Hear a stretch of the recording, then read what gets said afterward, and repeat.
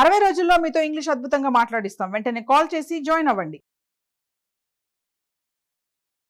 Hello అండి, ఇంకో concept చెప్పనా మీకు ఈరోజే. ఎన్ని అంటే ఏంటి? హౌ మెనీ కదా. ఎంతమంది అంటే హౌ మెనీ మెంబర్స్ అంటాం, అవును కదా. హౌ మెనీ అంటే ఎన్ని, హౌ మెనీ మెంబర్స్ అంటే ఎంతమంది అని కదా. ఇప్పుడు మనం ఏం నేర్చుకుందామంటే మీలో ఎంతమంది, వాళ్ళల్లో ఎంతమంది, మాలో ఎంతమంది, ఆర్ మనలో ఎంతమంది అని అడగాలంటే అడుగుతాం కదా అట్లాంటి క్వశ్చన్స్. మీలో ఎంతమంది పాస్ అయ్యారు, మీలో ఎంతమందికి మంచి మార్క్స్ వచ్చాయి, మీలో ఎంతమందికి 20 అబోవ్ వచ్చాయి, మీలో ఎంతమందికి డ్రైవింగ్ లైసెన్స్ ఉంది, మీలో ఎంతమంది రోజు యోగా చేస్తారు అడుగుతాం, రైట్. చాలా ఫ్రీక్వెంట్గా అడుగుతాం ఇలాంటి క్వశ్చన్స్. ఖచ్చితంగా తెలియాలి మనకు. ఎలా అడుగుతాం? ఇక్కడ రాసేలోపు గెస్ చేయండి. హౌ మెనీ ఆఫ్ అని, హౌ మెనీ ఆఫ్ యూ రాసుకోండి తెలుగులో. Okay, how many of you అంటే మీలో ఎంతమంది, హౌ మెనీ ఆఫ్ అస్ మాలో ఎంతమంది, హౌ మెనీ ఆఫ్ దెమ్ వాళ్ళల్లో ఎంతమంది అని. దీన్ని మనం మనకు కావాల్సిన అవసరమైన టెన్సెస్లో వాడడం నేర్చుకుందాము. చాలా important tenses simple present, simple past, continuous, simple future. ఈ 4 చాలా చాలా ఇంపార్టెంట్ అని నేను మీకు చెప్తూనే ఉంటాను కదా.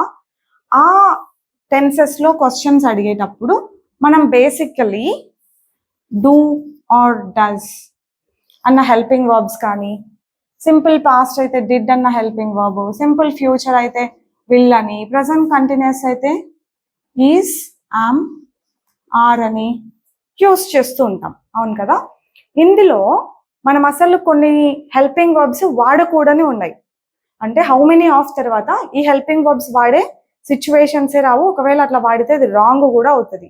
ఏంటంటే తెలుసా, ఈ డూని హెల్పింగ్ వర్బ్గా మనం ఇక్కడ హౌ మెనీ ఆఫ్ అని వచ్చినప్పుడు వాడం, ఆఫ్ అని వచ్చినప్పుడు వాడం, గుర్తుపెట్టుకోండి. డస్ వాడం, ఎందుకంటే హౌ మెనీ అంటేనే ప్లూరల్లో కదా. డస్ అంటేనేమో సింగులర్స్కి యూజ్ చేసే హెల్పింగ్ వర్బ్, వాడము. డిడ్ కూడా వాడం. విల్ వాడచ్చు, ఈజ్ వాడం అగైన్ సింగులర్స్కి. యామ్ వాడం, ఎందుకంటే ఐకి మాత్రమే యామ్ వస్తుంది. ఇక్కడ ఐ అని చెప్పే సిచ్యువేషన్సే రావు. అందుకని హౌ మెనీ ఆఫ్ అని వచ్చినప్పుడు మనం వీటిలో ఏ హెల్పింగ్ వర్బ్స్ కూడా వాడము. సెంటెన్సెస్ చూద్దామా మరి ఇంకెలా వస్తాయి. సింపుల్ ప్రెజెంట్ లో క్వశ్చన్ అడగాలంటే డూ డస్ వాడాలని చెప్తూ ఉంటావు కదా అనిత. మరి ఇక్కడ డూ డస్ క్యాన్సిల్ చేసావు, మరి ఇప్పుడు ఎట్లా అంటే వర్బ్ ఉంది కదా, V1 వర్బ్, డైరెక్ట్ గా వర్బ్ వాడేయడమే. మీలో ఎంతమంది రోజు యోగా చేస్తారు, మీలో ఎంతమంది ఆ డైట్ ఫాలో అవుతారు, మీలో ఎంతమంది రోజు పొద్దునే నిద్రలేస్తారు, ఇలా అడగాలంటే డూ ఆర్ డస్ ఏమీ లేకుండా how many of you, how many of you wake up early. So simple ప్రెజెంట్లో క్వశ్చన్స్ అన్ని డూ డస్ లేవు, ఉండవు. V1 వర్బ్ తోనే అడిగేస్తాం. We don't even use the verb V5 verb కూడా మనం వాడము. It's only this V1. మీలో ఎంతమంది నిద్ర వేస్తారు. V5 వర్బ్ ఎట్లా వాడతాం, సింగులర్స్కి అయితే వాడాలి. ఇక్కడ ఉందా సింగులరు, లేదు. So V5 verb వాడమన్నమాట.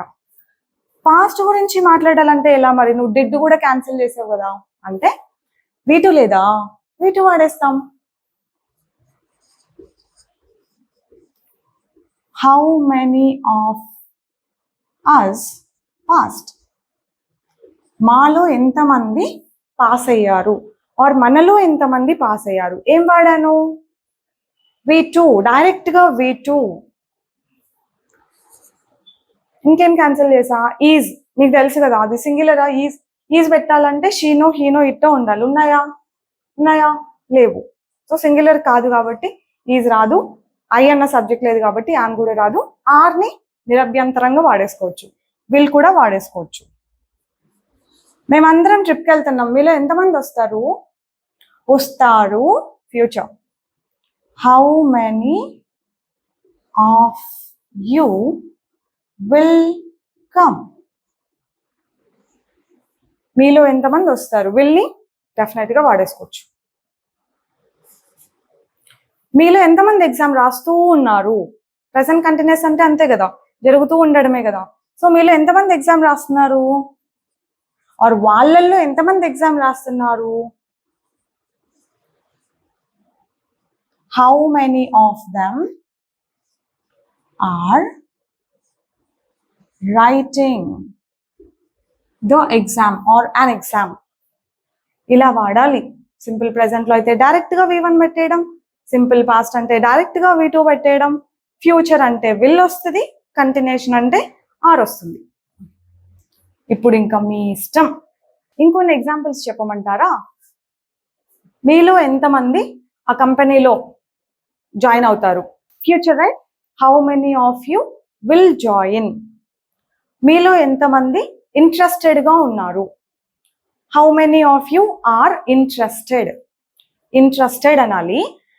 అదేంటి ఆర్ వస్తే ఐఎన్జీ ఫామ్ రావాలి కదా అనుకోవద్దు. ఇక్కడ ఇంట్రెస్టెడ్ అన్నది అడ్జెక్టివ్ అన్నమాట, వర్బ్ కాదు. ఓకేనా? మీలో ఎంతమంది ఆ బుక్ చదివారు? పాస్ట్ కదా.